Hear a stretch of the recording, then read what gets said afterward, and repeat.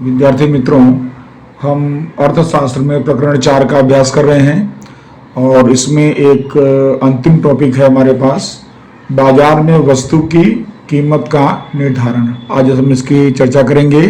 ये बड़ा प्रश्न है और इसका उत्तर हम लोग आकृति और अनुसूची के द्वारा बना करके समझेंगे। तो सबसे पहले तो इसके बारे में जानें कि पूर्ण स्पर्धा की स्थिति में हम बाजार में कीमत निर्धारण की प्रक्रिया को समझेंगे। यानी जब आप बाजार प्रक्रिया कीमत निर्धारण की बात करते हैं तो ये प्रक्रिया जो है ये स्पर्धा के समय की होती है और यहाँ पर कीमत निर्धारण की प्रक्रिया में मांग और पूर्ति दो महत्वपूर्ण परिबल होते हैं। मांग भी होगा और पूर्ति होगा और तभी वस्तु का कीमत निर्धारण हो सकेगा। प्रोफेसर मार्शल ने यहाँ समझाने का प्रयास किया है एक कैंची के माध्यम से, और उनका कहना है कि कैंची के दो फलन होते हैं और दोनों फलन, कोई चीज को काटना हो, कपड़े को काटना हो, तो फिर दोनों ही फलन साथ साथ उपयोगी होते हैं। जैसे मान लो ऊपर वाला फलन अधिक सक्रिय है, शायद नीचे वाला कम सक्रिय है, लेकिन वह नीचे वाला फलन नहीं होगा तो वस्तु को काटना क्या हो जाएगा, मुश्किल हो जाएगा। तो इस तरह उन्होंने कहा कि कैंची का ऊपर या नीचे का फलक, दोनों ही फलक स्वतंत्र रूप से काटने का कार्य नहीं करता है, लेकिन ऐसा हो सकता है कि ऊपर का फलक काटने का कार्य करे और नीचे का फलक स्थिर रहे अथवा कम सक्रिय रहे, ऐसा हो सकता है। तो इस तरह से काटने की प्रक्रिया में कैंची के दोनों फलक अनिवार्य हैं।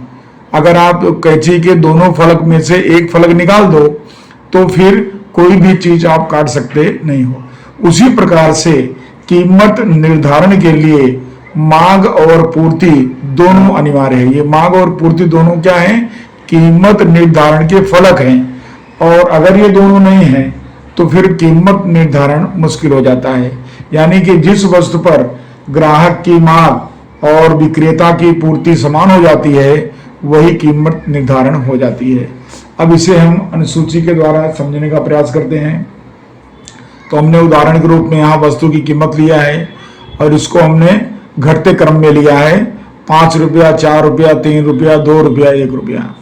अब वस्तु की मांग हमने लिया है तो यहाँ पर आप देख रहे हैं कि कीमत जो है वो घटते क्रम में है, तो मांग जो है बढ़ते क्रम में आ गई, 10, 20, 30, 40, 50, जैसा हमने नियम में सीखा हुआ है। उसी तरह से वस्तु की पूर्ति की बात करें तो पूर्ति जो है वो भी जो है घटते क्रम में रहेगी, क्योंकि पूर्ति और कीमत सीधे संबंध वाला है। तो 50, 40, 30 और 20 और 10। तो ये हो गया जो है बाजार के अंदर वस्तु की कीमत और वस्तु की मांग और वस्तु की पूर्ति। ध्यान रखें, बाजार मांग और बाजार पूर्ति यहाँ पर दर्शाई गई है। ये बाजार मांग है और बाजार पूर्ति है। तो अब इसके ऊपर से हम आकृति द्वारा इसको देखते हैं।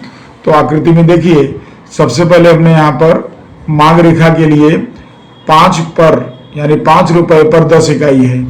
तो यहाँ पर 5 रुपए पर 10 इकाई, फिर 4 रुपए पर 20 इकाई, 3 रुपए पर 30 इकाई और 2 रुपए पर 40 इकाई और उसके बाद जो है 1 रुपए पर 50 इकाई।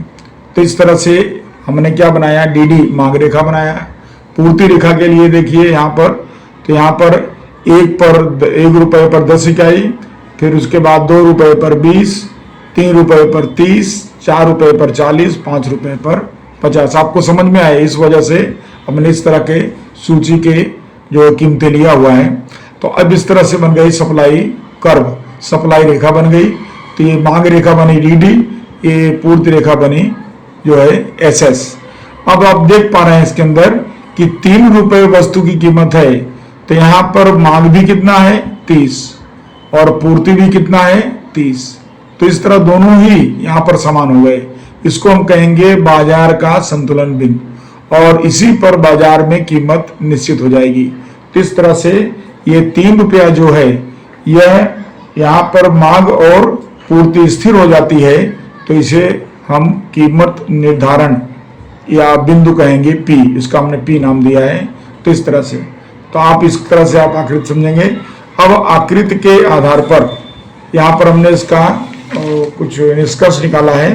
तो ये देखिए आप जो है, तो जो आकृति है वो उसमें दर्शाई गई है कि मांग रेखा डीडी, मांग रेखा जो डीडी है ये रेखा और पूर्ति रेखा एसएस एक दूसरे को पी बिंदु पर काटते हैं, आप देख पा रहे हैं इसके अंदर, तो प्रतिच्छेदित करते हैं, इसलिए पी बिंदु बाजार का संतुलन बिंदु कहलाएगा। ये पहला निष्कर्ष है। दूसरा निष्कर्ष है कि पी बिंदु पर वस्तु की कीमत ₹3 है, आप देख पा रहे हैं इसके अंदर ₹3 है और उस पर वस्तु की कीमत और पूर्ति दोनों समान 30 इकाई है, इसलिए बाजार का संतुलित भाव ₹3 माना जाएगा। अब इस पर से आकृति जो दर्शाती है हमको, वो क्या दर्शाती है? पहला दर्शाती है कि वस्तु की मांग से पूर्ति अधिक हो तो कीमत बढ़ेगी। ये देखिए, कीमत जब पूर्ति अधिक होगी तो कीमत बढ़ेगी, और उसके बाद वस्तु की पूर्ति से मांग अधिक हो तो वस्तु की कीमत क्या होगी? घटेगी, इस तरफ तो घटेगी। तो ये फलित होता है।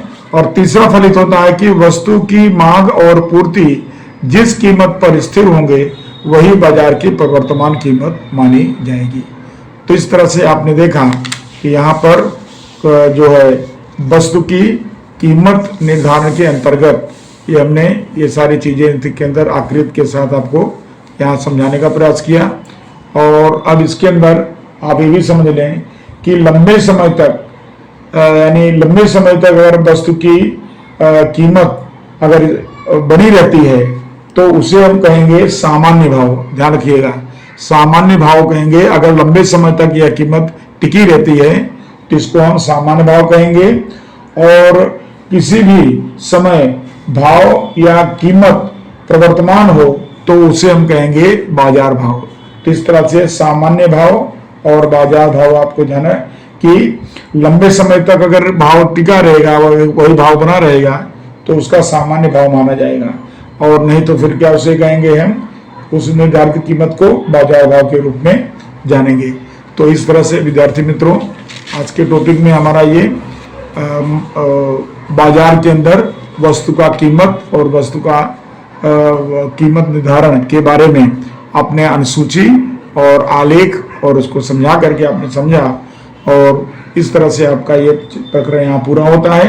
और अब अगले वीडियो में हम अगले प्रकरण के साथ फिर से मिलेंगे। नमस्कार।